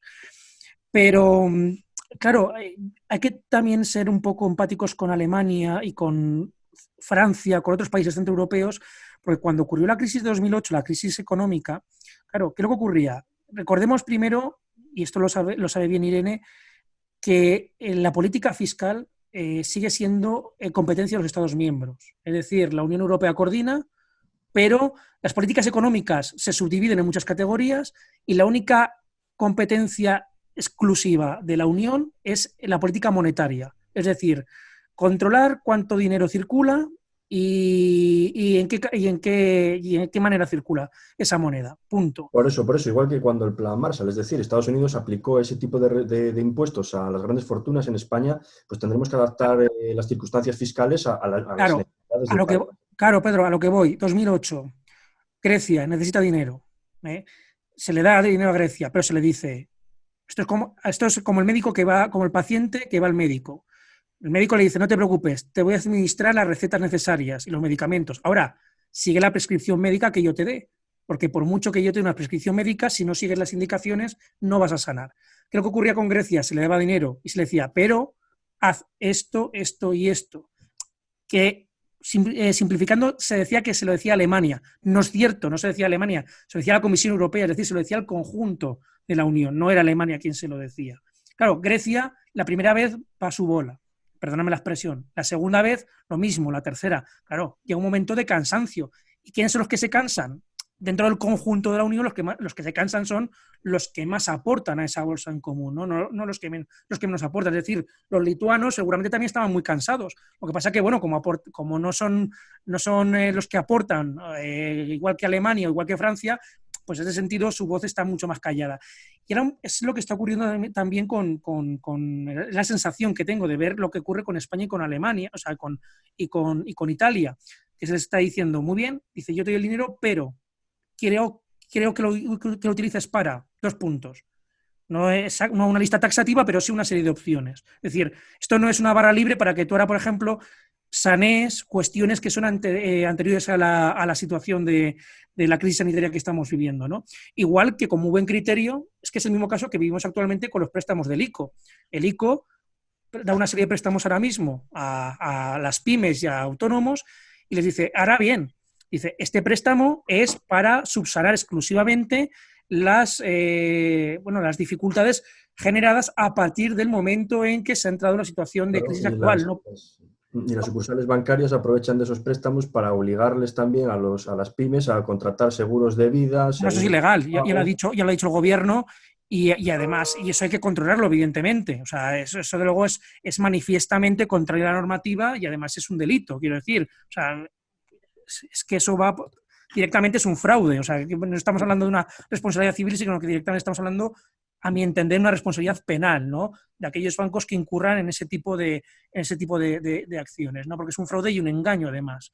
Eso incluso se puede considerar usura también. Pero, y también lanzando una pregunta, aprovechando, ¿no?, un poco lo que ha dicho Javier, lo que ha dicho Irene, yo quería hacer una pregunta también a Sergio y a Federico, ¿no? También por ver un poco la visión espacial, ¿no? Y las diferencias o las similitudes, porque, claro, alrededor de lo que se ha dicho, en 2017, esto quizás no fue bien comunicado por parte de la Unión, pero en 2017, como bien sabe Irene y bien sabe Javier Saltamarta y seguramente algunos de los aquí presentes, la Unión Europea presentó el llamado Libro Blanco sobre el futuro de la Unión, en el cual ya cuando se sabía que Reino Unido iba a abandonar la Unión Europea o había decidido abandonarla, la propia Unión dice qué escenario queremos para el futuro, para 2025, y plantea 5 posibles escenarios. 5 posibles escenarios. Curiosamente, el escenario más insolidario, que es el de las cooperaciones reforzadas, que para que nos entendamos todos, básicamente es un instrumento que da la Unión para que aquellos países que quieran correr más en el proceso de integración puedan hacerlo sin dar explicaciones al resto. Es decir, por lo tanto, una de las críticas que se hace es que eso puede generar grandes distorsiones, ¿no?, dentro del proceso de la Unión. Pues curiosamente esa herramienta, que solamente se ha utilizado una vez en la historia de la Unión, creo, Irene, no sé si una o dos, creo que solamente una y ha sido en tema civil, ¿no?, de registros civiles, que ha sido lo único que se ha utilizado, es desechada por todos los estados. Es decir, ninguno se plantea la posibilidad de correr más que otro dentro del proceso de integración europea. Claro, esto hace que, por lo tanto, al no poder imponer y al no querer tampoco correr unos más que otros, pues claro, las tomas de decisiones también sean mucho más lentas. Es decir, a mí la sensación que me da es que Roma también cae porque se agota en el momento en el que ya no hay más expansión, más imposición, y por lo tanto, al no tener esa situación de diálogo entre territorios y de no plantearse realmente qué escenario queremos construir de todos juntos, sino que es la visión centralista, ¿no?, exclusivamente centralista, como decía León, frente a esta visión unionista o más federal, si lo queremos de esa manera, pues claro, esto hace que surjan tensiones. Lo fácil sería que tuviésemos a uno que tomase decisiones, nos gustasen más o nos gustasen menos. Si nos gustan más, para adelante; si nos gustan menos, pues secesión, ¿no? Y empieza a agrietarse el territorio. Claro, yo creo que en Roma, por ejemplo, nunca se dio esta circunstancia, ¿no?, en que se sentasen, digo durante la época puramente romana, no digo luego en proyectos posteriores tras la caída, pero no me da la sensación que hubiese un momento en el que se sentasen en una mesa a decidir los distintos representantes de los territorios, oye, ¿cuál es el futuro conjunto que queremos?, ¿no? Sino que era Roma la que directamente lanzaba. Respondo yo y ahora si quieres, Sergio, que añade algo más, y te respondo muy brevemente. En la estructura política romana no había un órgano de representación territorial. Porque como dice León, creo que lo ha comentado, el romano miraba al resto de las personas en función de su categoría jurídica. Vosotros supongo que lo sabréis como abogados y especialistas en derecho. El romano se estructuraba la sociedad en función de si tenía o no tenía ciudadanía, en función de si era liberto o era esclavo, en función también de su situación económica. Y eso era lo que reflejaban sus instituciones políticas. No había un órgano de representación territorial. El Senado realmente era el lugar donde se reunían las personas con más poder e influencia del imperio, que acababan inexorablemente en Roma al principio y después en Constantinopla. Por lo tanto, la persona que luego gobernaba un territorio, en teoría, era enviada desde el poder central a ese territorio para gobernarlo. Con lo que los territorios, que eso también a la larga se mostró como un problema que se acabó solucionando vía usurpación y vía secesión y vía creación de imperios romanos paralelos y territoriales como el galo o el de Palmira, pues básicamente era eso. No tenían un órgano de representación territorial. El gobernador territorial o el gobernador de cada diócesis o de cada provincia era enviado desde el poder central. A veces, ese gobernador sí que tenía una estrecha relación con las oligarquías locales, cosa que le hacía mucho más fácil llevar un buen gobierno de esas zonas, y a veces no. A veces era enviado desde el poder central como una persona interpuesta. Punto. Entonces, sí que se pudieron provocar ese tipo de problemas y tensiones, precisamente por esa falta de sensibilidad que ahora no tenemos. Ahora, realmente también Javier Saltamarta puede tener razón en el sentido de que somos demasiados para ponernos de acuerdo y que cada toma de decisión es muy laboriosa porque somos muchos países integrantes en la Unión Europea para ponernos de acuerdo. Yo a mi tocayo querría hacer una apreciación muy rápida, porque ha lanzado una afirmación y yo creo que él sabe la respuesta. Ha sido muy crítico, Javier, cuando dices que se menciona la Europa de los pueblos frente a la Europa de los ciudadanos en la Unión Europea. A ver, sabes que se habla de los ciudadanos en los tratados y que de hecho se incluye, ¿no?, el concepto de ciudadanía europea. Ahora, tú sabes bien, tú sabes mejor que yo incluso, que el tema de meter el bienestar de los pueblos y no de los ciudadanos fue una concesión política, igual que nuestra Constitución tuvo que hacerse también ciertas concesiones. Y también perdimos el Tratado de Niza, que verdaderamente permitía a los estados de otro poder, o un poder no tan grande como los que siempre estaban manejando, el que pudiera haber una compensación con esos ejes o el eje París-Bonn. Pero el Tratado de Niza también no lo cargamos. Pero mira, has dicho una cosa que a mí sí que me resulta muy interesante, me gustaría saber la opinión del resto. Cuando también has sido crítico cuando dices la gran ampliación, ¿no?, de la Europa de los 15, la Europa de los 25 y luego de los 27. A ver, es cierto que cuesta comprender por qué se hizo esa ampliación desde el punto de vista puramente económico o desde el punto de vista de lo que conocemos como el acervo comunitario, ¿no?, que es decir, de cumplir con las expectativas de la Unión. Ahora, fue una decisión política. Eso fíjate, yo llegué a leer, claro, la propaganda rusa, ¿no?, que era una de las veces en las que la Unión Europea había ejercido su imperialismo en el mundo, ¿no?, al haber permitido la adhesión de todos los estados que habían surgido como consecuencia de la caída del telón de acero. Y sin embargo, todos sabemos que se hizo porque si no, ahora tendríamos no una Ucrania, sino que tendríamos pues 10 u 11 Ucranias y casos fronterizos en el propio territorio de la Unión. Empezando por Polonia, ¿no?, que es frontera además con Alemania. Ahora sabemos que Rusia no puede ejercer su influencia. Igual que sabemos que antes, cuando había un territorio dentro del Imperio Romano, pues estaba controlado por Roma, ¿no? No iban a venir unos de fuera, los bárbaros X, a ejercer el control sobre ese territorio. Pues esto es un poco, y tú lo sabes, lo que ocurrió con toda Europa del Este. Mejor con nosotros, aun sabiendo las dificultades que nos iba a plantear a medio y largo plazo, que desde luego con un control de Rusia que desde luego se escapaba a todas nuestras expectativas, ¿no?, o perspectivas, mejor dicho. ¿Alguna pregunta más? ¿Tenemos preguntas de los asistentes? Bueno, si te parece, aquí quiero hacer una apreciación. Ha dicho Javier ha dicho ahora un tema de que no vendrían unos bárbaros a controlar un territorio, pues ahí te voy a llevar la contraria, y es que en muchas ocasiones, en los últimos siglos del imperio, sobre todo a partir del finales del siglo IV, principios del siglo V, el territorio se cede el control a tribus bárbaras, por ejemplo, a los visigodos, que son los que se encargan en calidad de federados de asumir un control que Roma no puede tener, ¿no? Entonces, mediante pactos se ofrece ese control, siempre y cuando se rinda tributo a Roma, evidentemente, en cantidades pues, desde recursos económicos a recursos humanos para sus ejércitos, pero ya estamos asistiendo a una crisis económica total, y Roma tiene esa necesidad vital de usar a los bárbaros y cederles el control de los territorios, asentarlos dentro de su territorio para que se conviertan en sus guardias del limes. Claro, la gran diferencia, como sabes, es que a los bárbaros no se les sentó en una mesa se les dijo, claro, y se les trató como ciudadanos romanos, como iguales. No, bueno, la ciudadanía vino muy, muy al final, ¿no? Pero en cualquier caso, pues tienes toda la razón. Es decir, es peligroso cuando tú invitas a participar de tu proyecto a personas que en un principio no han formado parte de esa creación, si no les tratas en una situación de, no sé si de igualdad, o por lo menos no intentas, bueno, pues lo que ha hecho la Unión Europea, que se adapten a tus valores, a tus principios y a tu proyecto político, pues claro, corres el riesgo de poner en sus manos o que ellos se hagan más fuertes que tú y por tanto controlen el gobierno. Y esa es la consecuencia, ¿no? Eso es lo que acabaría pasando, ¿no? Con el tiempo, que esos bárbaros querían ser romanos, querían ser iguales y sabían que Roma no les concedería esa igualdad, sino era a entrar desde dentro, ¿no? Cuando tienes al enemigo dentro de casa, que ya no te lo puedes sacar de encima porque no tienes la fuerza suficiente como para contrarrestarlo. ¿Más preguntas? Sí, yo quería hacer una apreciación, y es que en la época en la que hemos estado hablando, del siglo III, el siglo IV, existían varias patas que permitían definir al Imperio Romano. Una de ellas era la pata política, la pata jurídica, y otra sobre todo era la pata cultural.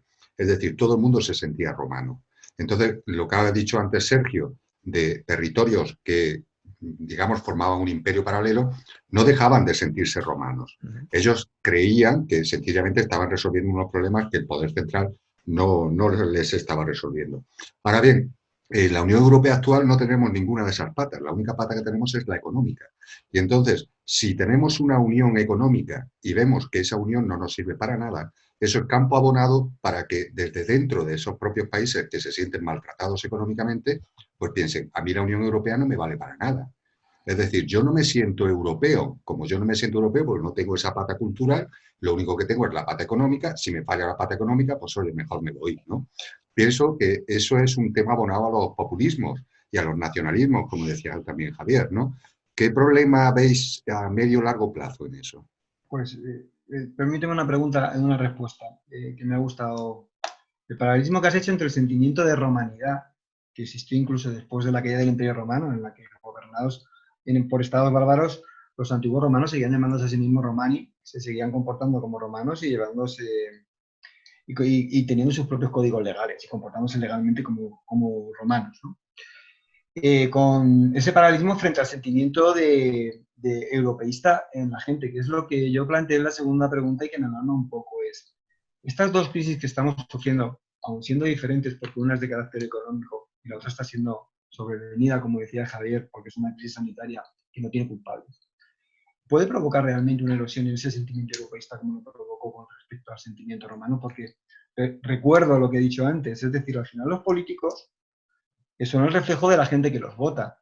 Si la gente que los vota deja de ser europeísta, va a votar a políticos no europeístas que van a estar en instituciones europeas haciendo declaraciones como la que ha hecho este señor holandés.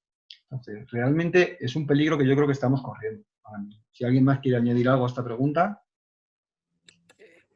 Yo contestando un poco a Juanma, bueno, no sé si Irene, Javier, Santa Marta, León, queréis también, perdón. Ahora diré una cosa también. Adelante, Irene, por favor.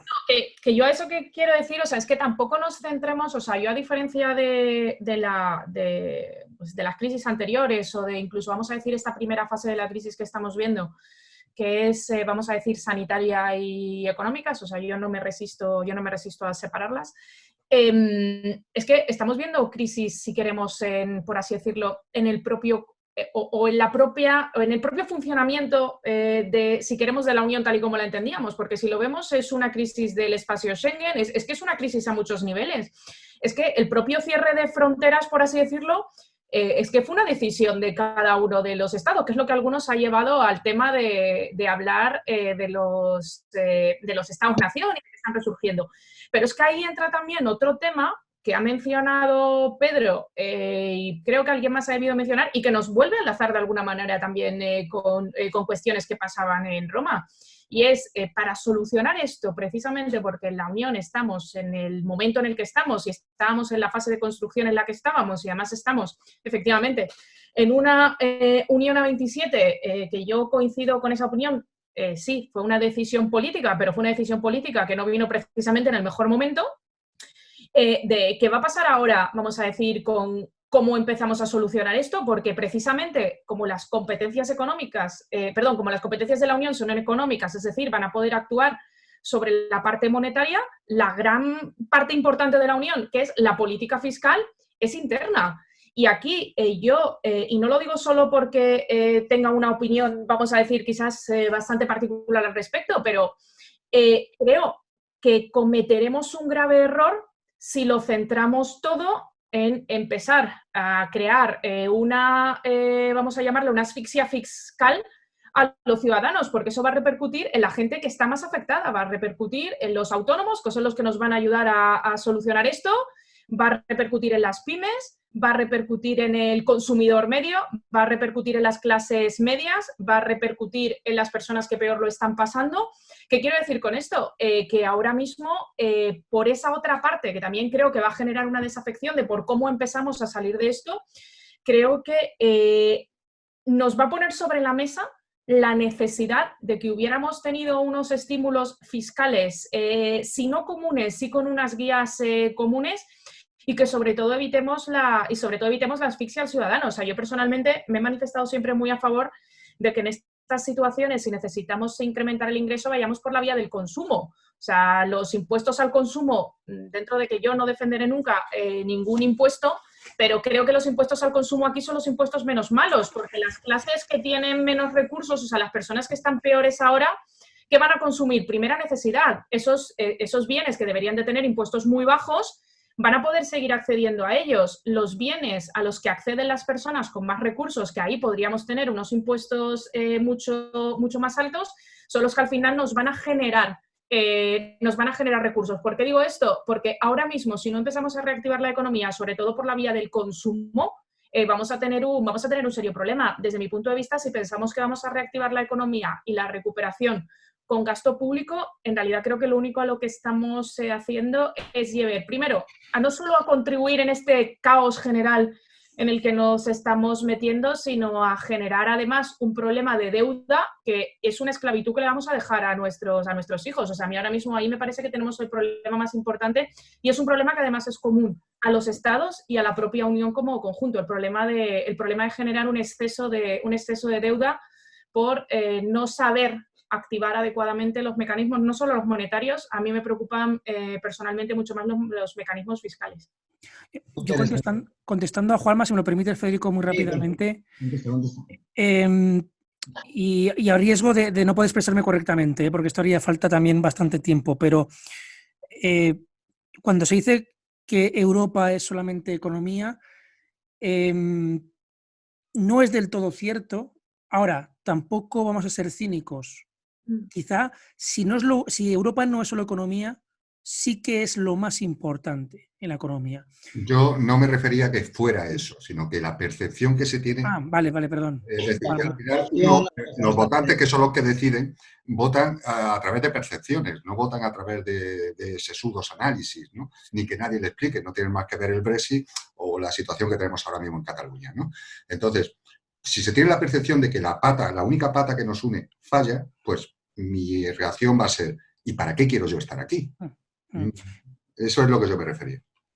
Vale, Juanma. Entonces, en ese caso mi respuesta es totalmente distinta, ¿vale? Pero es que pensaba que habéis hecho una afirmación rotunda y no que era una visión, ¿no? De cuál es del conjunto de los ciudadanos, perdona. Vale, estupendo. Creo que Ángel Portillo quería hacer una pregunta. Ángel, ¿estás ahí? ¿Ángel? Bueno, ahora parece que no sé si es que no activa el micrófono. Vamos a ver. ¿Me escucháis ahora? Sí. Hola, Ángel. ¿Me escucháis? Sí, perfectamente. Sí, mira, quería hablar sobre... Todos estos temas son muy interesantes y tienen que ver con toda la Organización de Europa, pero yo soy profesor y estoy dando clases en un instituto. Y yo hablo de percepciones. Yo en los 90, cuando hacía clases en los institutos, la gente estudiaba con ganas y cuando llegaba a quinto de FP, que era aquella época, decía, pues yo salgo de aquí y me voy a trabajar. Y tenía la sensación de que se iba a comprar un coche y que se iba a comprar un piso y que iba a hacer una familia y iba a tirar adelante. Desde el 2008, 2007, 2006, 2010, 2012, 2013, mis alumnos vienen al instituto y cuando plegan piensan que se van a ir al paro. Esta es la percepción que tienen. Y piensan que van a tener que vivir de alquiler y que van a tener contratos de 3 meses y van a tener contratos de 6 meses. Piensan y les pasa. Y trabajan en empresas que abusan de ellos, les hacen trabajar 8 horas y les pagan 4. Y esto lo veo yo cada día. A estos muchachos no les puedes decir que Europa, ellos no llegan a tanto. Ellos tienen un problema y quieren que se los solucione. ¿Quién es el más grande que conocen ellos, Europa? Pues ahí está la desafección. El problema es la desigualdad. Si nosotros no somos capaces de arreglar, creo que lo ha comentado alguien por aquí, si no somos capaces de arreglar la desigualdad, ni podremos consumir, ni podemos crear una Europa. Lo que hay es una falta de que yo pienso que mis hijos, yo por ejemplo pienso que mis hijos van a vivir peor que yo. ¿Cómo voy a tomar yo? ¿A qué voy a apreciar yo? Empezaré por mi ayuntamiento, acabaré por mi autonomía, seguiré mi Estado. ¿Y quién es el más grande? Roma. Pues en este caso la Unión Europea. Porque yo no la entiendo. Un bárbaro que vivía en el limes germano no entendía lo que era Roma. No sabía qué era Roma. Roma llegaba allí, le imponía, se llevaba los impuestos, pero ¿qué era Roma para él? ¿Una ciudad de piedra? ¿Qué era? No lo entiende. La gente no entiende lo que es Europa. Lo que entiende que es un estamento que tiene mucho dinero y que puede hacer muchas cosas. ¿Será verdad o no será verdad? Pero, y no le llegan y no le ayudan. Cuando estos días alguien tenga que pagar el alquiler, ¿qué le cuentan de 400.000 millones de euros? ¿O qué le cuentan si él no tiene para hacer el alquiler y no ha hecho nada malo en su vida, si es un trabajador normal y corriente? Que no tendrá la culpa Europa, que no digo eso. Yo lo que digo es que le echará la culpa siempre al más grande. Y las autonomías, la periferia, le echará la culpa a Madrid. Y desde las zonas de la periferia de Cataluña le echamos la culpa a Barcelona. Esto es desafección. Es que esto es así. O sea, es tan centralista para una persona que vive en las tierras del Ebro, la ciudad de Barcelona, como Madrid, como esta cosa efímera que nadie sabe lo que es Europa. Y el problema es que las decisiones no llegan a la gente. Y la gente tiene problemas. Mañana, el martes, la gente tiene que ir a trabajar y no tiene mascarillas. Entonces, Europa... porque le echa la culpa a Europa, no que la tenga, yo digo que es la desafección y la falta de futuro sobre todo. La gente no ve futuro, entonces la culpa la tiene más grande. Es decir, que a esto de la Unión Europea lo que hay que hacer es darle una mayor dimensión social. Sí, pero la dimensión social... Más Europa, perdona, solo intervengo. Más Europa, más integración en Europa, lo que nos hace falta, pero es complicado con esta desafección que hay. Porque hay desigualdad. Si es que la gente no puede pensar en Europa porque hay muchas personas que están pensando en pagar alquiler mañana. Yo estoy de acuerdo con lo que acaba de decir Ángel, totalmente, y también con lo que ha apuntado Federico, pero voy a hacer un comentario aunque me lleve una reprimenda quizá de Javier Santamarta, que es un experto en héroes patrios y heroínas nacionales, pero yo creo que también tenemos que ser más humildes, me explico. Yo creo que no hay ningún reparo, no hay ningún, ¿cómo puedo decirlo?, ningún prejuicio en que si necesitamos ayuda, pedirla. Es decir, no creo que tengamos que sentirnos a menos por eso. Sí, claro, yo creo que la sensación también que ocurre es que pensamos muchas veces que pedir ayuda es una muestra de debilidad. Yo creo que es una visión incorrecta y es la sensación que creo que ha ocurrido en los últimos 10, 20 años en la Unión Europea, en los Estados. Es que cuando había un problema, lejos de ponerlo sobre la mesa, dentro de sacar nuestras vergüenzas, ¿no? De, bueno, agachar la cabeza y decir, pues miren, señores, una de dos, o ha sido un problema porque me he equivocado en la gestión, o bien, pues porque ha venido una circunstancia sobrevenida, pero miren, necesito ayuda. Y yo creo que pecamos de orgullo en ese sentido. Es decir, si ahora mismo, decías con buen criterio, Ángel, ¿no? Es que tenemos que ir a trabajar la semana que viene y no tenemos mascarillas. Es que es un hecho. Pero claro, es que igual hay que pedir las mascarillas. Es que igual hay que, insisto, no agacha la cabeza, pero tener humildad para decir, oiga, perdone, mire, ni las tengo ni me puedo proveer yo de ellas. Por favor, ¿me puede usted dar las mascarillas que yo necesito? Y yo creo que nos las darían. Y no creo que sea un signo de debilidad. Lo que pasa es que, bueno, pues tenemos ese extraño sentido del ridículo. No sé, Javier Santamarta, si esto lo habrá analizado o analizará en algún posible futuro libro, ¿no? Igual que tenemos el heroísmo también, el sentido del ridículo, ¿no? No, y sobre todo una cosa muy importante, que es un artículo que estoy preparando, y yo creo que ha sido un error. Aparte de ridículo o no hemos gestionado bien el miedo. Yo creo que el miedo es muy buena medicina. Si lo que vemos es a sanitarios haciendo coreografías, a abueletes encantadores poniendo temas, yo no digo que se sea en plan gore, pero hasta la foto de Ailán, la gente no sabía qué pasaba en Siria tras 3 años de guerra y en aquel momento dado ya llevaban, creo recordar, que 200.000 muertos y 30.000 eran niños. Una foto hizo mucho más que muchas otras análisis geopolíticos. Si a la gente no le pones miedo, la gente está haciendo que se va todos los días a comprar la barrita del pan. La gente en el fondo no te está pidiendo mascarilla. Se queja, nos comentamos, vamos a Twitter, montamos un poco el número. El miedo ayuda mucho. Ayuda mucho para no crear irresponsables. Lo que tú dices, Javier, yo me imagino a los bárbaros entrando por el muro Adriano, ¿no? A los pictos y compañía, y en Roma diciendo, ¿qué tal por ahí arriba? Y los de arriba, no, bien, no te preocupes, esto está controlado, estos son, nada, 4 majaras, ¿no? El Rin nada, esto te preocupes que esto no se va a bailar nunca, no te preocupes que no cruzan ni para atrás. Pues es un poco lo mismo, es que no hemos aprendido. En vez de decir, oiga, que nos vamos a pique, mándenos ayuda, por favor.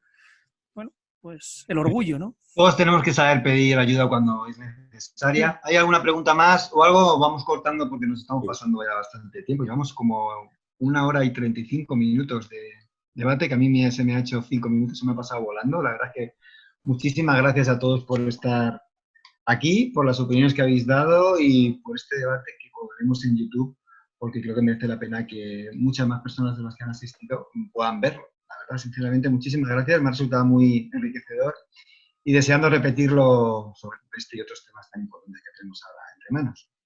Bueno, pues muchas gracias a todos los asistentes. Reconozco que Ángel me ha hecho sonreír porque yo cuando creo que fue en 2013 fui a Flix, que quien no lo sepa está en Tarragona, a presentar Última Roma, me dijo un paisano en la cena posterior: no te equivoques, aquí el enemigo no es Madrid, aquí el enemigo es Barcelona.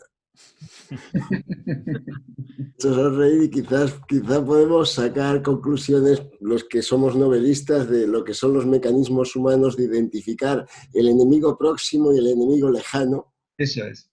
Eso es, o sea, bueno, pues muchas gracias. Hay gente que considera, y los hay una diferencia entre el debate y la discusión. La discusión es vana. El debate no resuelve el mundo.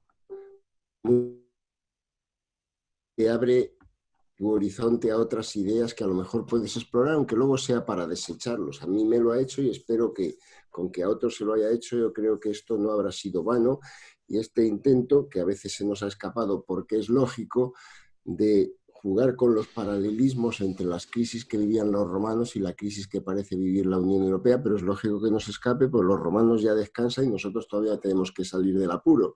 Así que muchas gracias a todos los asistentes y a aquellos que quieran, pues les emplazamos a futuras ediciones y al acto de esta tarde, que a partir de las 5 será muy distinto, para niños, para jugar con todo lo que es nuestra herencia romana, para trasladársela a los niños en forma de juego. Así que muchas gracias a los participantes por su generosidad de echar una mañana de sábado aquí y a Federico por organizar. Gracias a todos. Y ahora al vermú. El vermú.